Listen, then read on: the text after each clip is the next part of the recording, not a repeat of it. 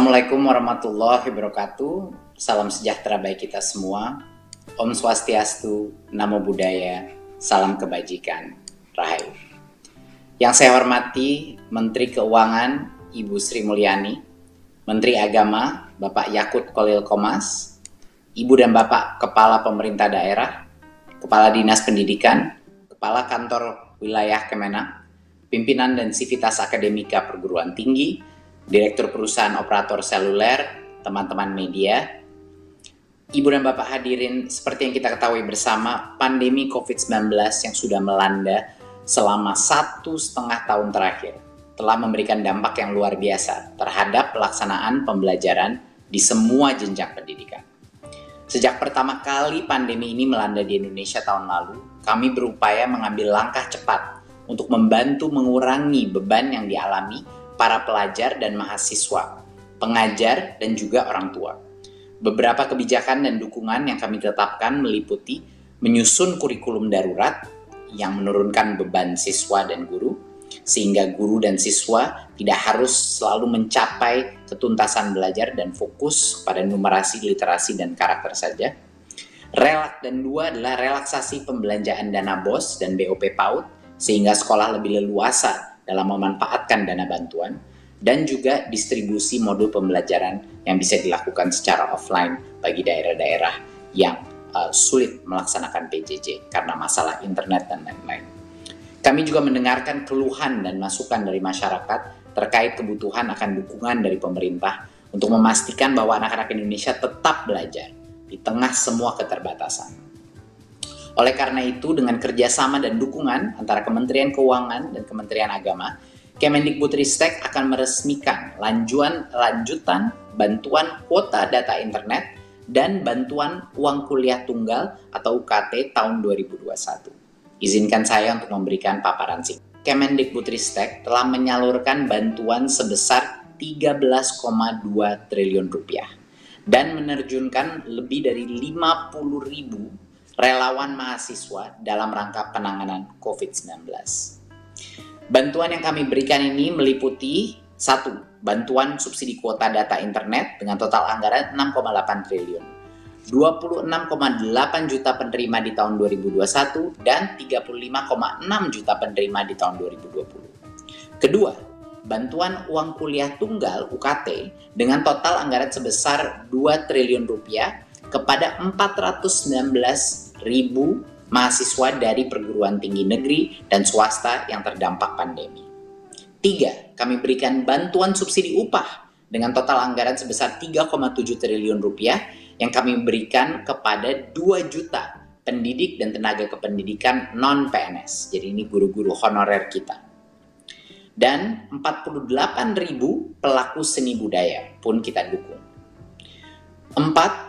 Realokasi anggaran dengan total 405 miliar rupiah untuk peningkatan kapasitas 30 rumah sakit pendidikan dan fakultas kedokteran di PTN dan PTS kita. Fasilitas APD dan alat deteksi RT-PCR. Kelima, dukungan pengendalian COVID-19 dengan menerjunkan 15.000 mahasiswa sebagai relawan.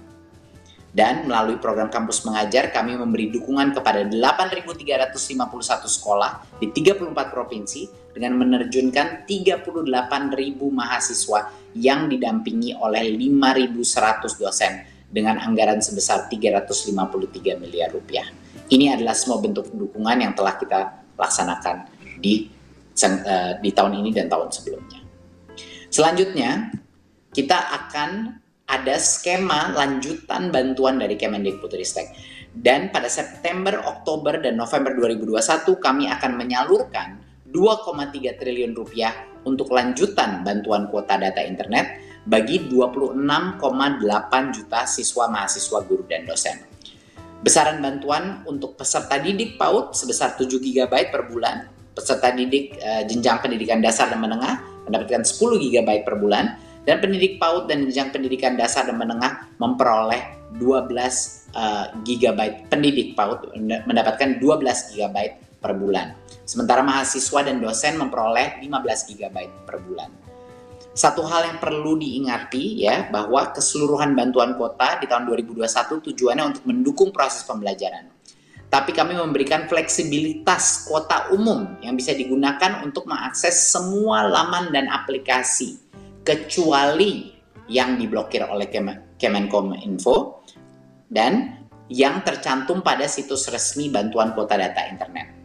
Jadi ada beberapa aplikasi yang sifatnya tidak untuk pendidikan yang kita keluarkan dari pemakaian. Tapi di luar itu kita memberikan fleksibilitas sebesar mungkin bagi pengguna kuota ini. Terkait mekanisme penerima bantuan kuota di 2021, Kepala Satuan Pendidikan perlu segera memperbarui data siswa, mahasiswa, guru, dan dosen termasuk nomor telepon pada sistem data pokok pendidikan dan pangkalan data pendidikan tinggi. Ini harus dilakukan segera. Karena tentunya kita masuk dalam tahun ajaran baru. Akan ada banyak murid baru yang harus diisi. Ya. Dan kepala sekolah harus mengunggah SPTJMN di www.vervalponsel.data.kemdikbud.go.id untuk jenjang PAUD, pendidikan dasar dan menengah, atau www.kuotadikti.kemdikbud.go.id untuk jenjang pendidikan tinggi selambatnya tanggal 31 Agustus 2021. Kami akan menyalurkan bantuan subsidi kuota ini pada tanggal 11 sampai 15 di bulan September, pada tanggal 11 dan 15 di bulan Oktober, dan pada tanggal 11 dan 15 di bulan November 2021. Dan kuota data ini akan berlaku selama 30 hari sejak diterima. Untuk berikutnya, jenis bantuan kedua yang kami lanjutkan, mendengar banyak sekali keluhan mahasiswa karena dampak ekonomi daripada COVID ini, kami merespon dengan membuat bantuan UKT yang kami lanjutkan. Mulai September 2021, Kemendikbudristek akan menyalurkan 745 miliar rupiah untuk lanjutan bantuan UKT bagi mahasiswa yang terdampak COVID-19. Bantuan UKT ini kami berikan at cost atau sesuai dengan besaran UKT dengan batas maksimal 2,4 juta rupiah per mahasiswa. Jika besaran UKT ini lebih besar dari itu di dalam sekolah atau prodi tertentu, maka selisih UKT tersebut dengan batas maksimal 2,4 juta menjadi kebijakan perguruan tinggi sesuai dengan kondisi mahasiswa. Jadi bantuan UKT ini kami berikan kepada mahasiswa yang sedang aktif kuliah dan bukan penerima bantuan lainnya seperti KIP kuliah atau beasiswa bidik misi. Itu berarti sudah dibantu. Ini adalah untuk mahasiswa yang belum menerima bantuan untuk pembayaran UKT-nya. Dan kondisi keuangannya dan keluarganya membutuhkan bantuan UKT untuk semester ganjil tahun 2021. Mekanisme pendataan penerima bantuan UKT adalah mahasiswa memerlukan bantuan UKT mendaftarkan diri langsung ke pimpinan perguruan masing-masing, tinggi masing-masing. Ini sama prosesnya sama yang sebelumnya. Lalu kemudian pemimpin perguruan tinggi mengajukan penerima bantuan UKT ke Kemendikbudristek. Untuk penyaluran bantuan ini kami akan memulai menyalurkan bantuan UKT secara langsung ke perguruan tinggi masing-masing. Dan sekian paparan saya